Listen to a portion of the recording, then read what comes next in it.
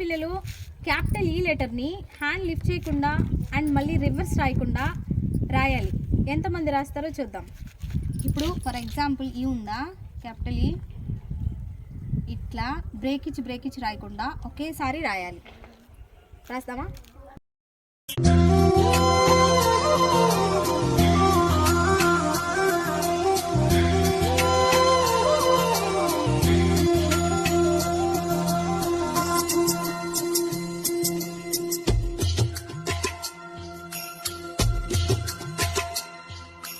మళ్ళీ కూయవే గువ్వా మోగిన అందెల మువ్వా,